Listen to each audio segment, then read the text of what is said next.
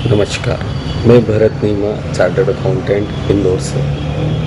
आज मिसेस सीतारमन ने 2024 का इंतरिम बजट पेश किया, जिसमें उन्होंने हाउसिंग सेक्टर, इंफ्रास्ट्रक्चर डेवलपमेंट, कई कॉरिडोर और रेलवे में डेवलपमेंट के प्रपोजल्स बताए, जो कि बहुत ही आत्मनिर्भर भारत के लिए का विज़न उन्होंने 2047 का दिया। अब बात करते हैं डायरेक्ट टैक्स की। डायरेक्ट टैक्स में कोई भी रेट में चेंज नहीं है, कंपनियों में भी चेंज नहीं है।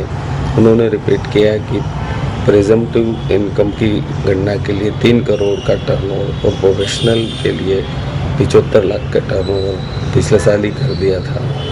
लेकिन एक चेंज है जो कि उन्होंने बजट में नहीं बताया है, जिसमें धारा 206C के अंतर्गत जो फॉरेन रेमिटेंस करते हैं, उसमें अभी तक 7 लाख पर फॉरेन टूर के लिए 5% TCS कटता था और 7 के ऊपर 20% TCS कटता था। और इसमें स्पेशली एजुकेशन वालों के लिए छूट दी गई थी।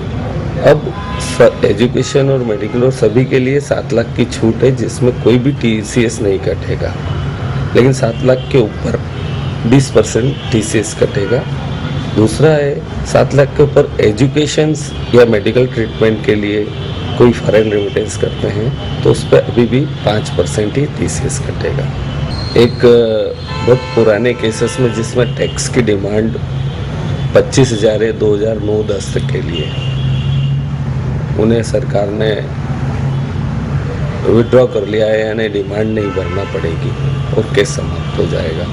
दूसरा है 2009-10 से 2014-15 तक जिनके केस में डिमांड 10,000 से कम है, वो विड्रॉ कर लिया है। तो इससे काफ़ी लिटिगेशंस में कमी आएगी। काफ़ी जो पुराने टैक्स पेयर हैं, जो 1962 से जो डिमांड लोगों के पास खड़ी है, वो विड्रॉ कर ली गई है सरकार की तरफ से। ये बहुत अच्छा और बढ़िया कदम है, जिसमें काफ़ी लोगों को राहत मिलेगी। एक change goods and service tax में है, उसमें इनपुट सर्विस डिस्ट्रीब्यूटर की डेफिनेशन में चेंज किया गया है। उसमें डिस्टिंक्ट पर्सन के बिहाफ पे इनवाइस अगर प्राप्त की जाती है तो वो ISD का रजिस्ट्रेशन कराना पड़ेगा। इस बजट में अगर ISD की डेफिनेशन में चेंज है तो क्रॉस बॉर्डर चार्जेस या डिस्टिंक्ट पर्सन के बिहाफ पर जो इनवाइसेस हैं, उस पर डिपार्टमेंट का काफ़ी फोकस है कि इनपुट ITC उसी रजिस्टर्ड पर्सन के खाते में आना चाहिए जिससे वह संबंधित है। तो अब ज़्यादा से ज़्यादा लोगों को ISD का रजिस्ट्रेशन कराना पड़ सकता है। Thank you very much.